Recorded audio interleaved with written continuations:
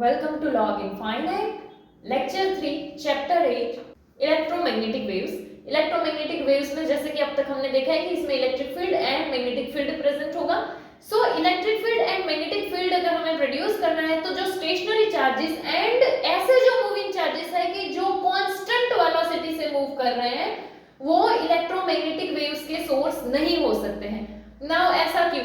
सो जो stationary charges है वो सिर्फ इलेक्ट्रिक फील्ड प्रोड्यूस करेंगे एंड जो मूविंग चार्जेस है वो electric field and magnetic field produce करते हैं। बट यहाँ पर हमने मूविंग चार्जेस कैसे लिए हैं? विद कांस्टेंट वेलोसिटी, यानी कि जो electric field and magnetic field जो है वो टाइम वेरिंग नहीं होंगे। सो इसीलिए जो stationary charges and constant velocity से मूव करने वाले moving charges electromagnetic waves produce नहीं कर सकते हैं।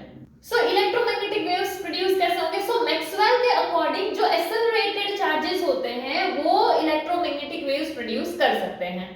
नाउ ये एक्सेलरेटेड चार्जेस कौन सा होंगे? तो जो ऑसिलेटिंग चार्जेस होते हैं वो एक्सेलरेटेड मोशन का ही एग्जांपल है कि जब कोई भी चार्ज है वो कोई फ्रीक्वेंसी से अगर ऑसिलेट कर रहा है तो उसकी वजह से oscillating electric field and magnetic field produce होगा। ये फिनोमेना रिपीटेशन में होगा तो उसकी वजह से इलेक्ट्रोमैग्नेटिक वेव्स बनेंगी एंड ये जो electric field and magnetic field का प्रोपगेशन का डायरेक्शन होगा वो परपेंडिकुलर होगा and electric field and magnetic field भी एक दूसरे से परपेंडिकुलर होते हैं।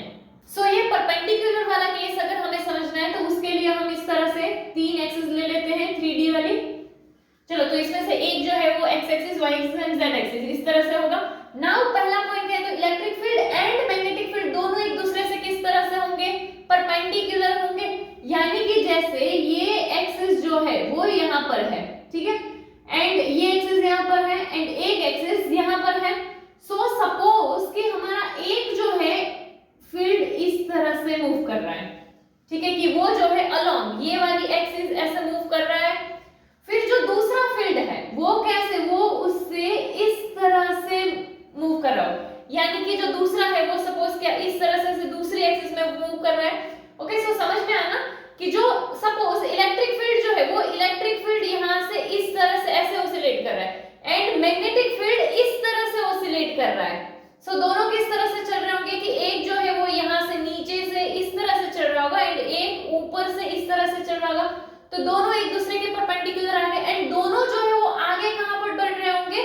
ये दोनों एक्सिस के जो परपेंडिकुलर एक्सिस है वहां पर ये प्रोपोगेट हो रहे होंगे, यानी कि जिन दो एक्सिस में ये magnetic field and electric field जो है वो ऑसिलेट हो रहा है उसकी थर्ड एक्सिस यानी कि उसके जो परपेंडिकुलर है उसमें ये प्रोपोगेट हो रहा होगा।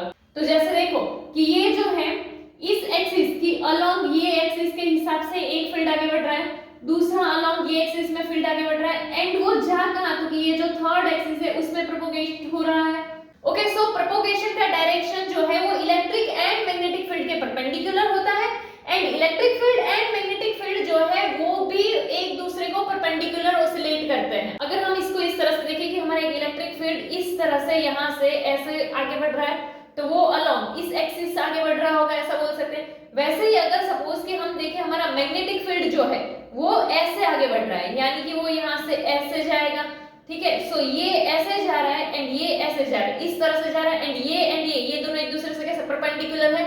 बट ये वेव आगे कहां बढ़ रही थी? जैसे अभी मैंने ऐसे किया तो वो कहां इस डायरेक्शन में जा रही है, यानी कि ये जो थर्ड एक्सिस होगी वहां पर जा रही है, यानी कि ये दोनों एक दूसरे से परपेंडिकुलर थे एंड प्रोपोगेशन भी परपेंडिकुलर में ही हुआ। एंड ये जो इलेक्ट्रोमैग्नेटिक वेव्स की फ्रीक्वेंसी होगी वो जो कोई भी चार्ज ऑसिलेट हो रहा है उसकी फ्रीक्वेंसी से इक्वल होगी एंड ये जो एक्सेलरेटेड चार्ज का एनर्जी होगा उसी एनर्जी से इलेक्ट्रोमैग्नेटिक वेव प्रोपोगेट हो रही होगी। नाउ लाइट जो है, लाइट को हम ऐसे इलेक्ट्रोमैग्नेटिक वेव जो है इमेजिन करना बहुत ही ज्यादा आसान है बट इसको प्रैक्टिकली टेस्ट करना बहुत डिफिकल्ट है। सो अगर हमें इसका एक्सपेरिमेंटल प्रूफ चाहिए इलेक्ट्रोमैग्नेटिक वेव्स के लिए सो उसके लिए हमें और भी ज्यादा लोअर रेंज की फ्रीक्वेंसी की जरूरत है। लाइक जिस तरह से हर्ट्ज ने एक्सपेरिमेंट परफॉर्म किया था लोअर रेंज से, उसी तरह से हमें भी लोअर रेंज की फ्रीक्वेंसी की जरूरत है। नाउ हर्ट्ज के सक्सेसफुल एक्सपेरिमेंट के बाद जगदीश चंद्र बोस ने शॉर्टर वेवलेंथ वाली इलेक्ट्रोमैग्नेटिक वेव्स को प्रोड्यूस किया एंड उसको ऑब्जर्व किया था एंड उनका जो एक्सपेरिमेंट था वो लेबोरेटरी तक कन्फाइंड था एंड इसी टाइम में मार्कोनी को इलेक्ट्रोमैग्नेटिक वेव्स जो है उसे कुछ किलोमीटर्स तक ट्रांसमिट करने में सक्सेस मिली एंड यहां से ही कम्युनिकेशन के फील्ड में इलेक्ट्रोमैग्नेटिक वेव्स का यूज शुरू हुआ।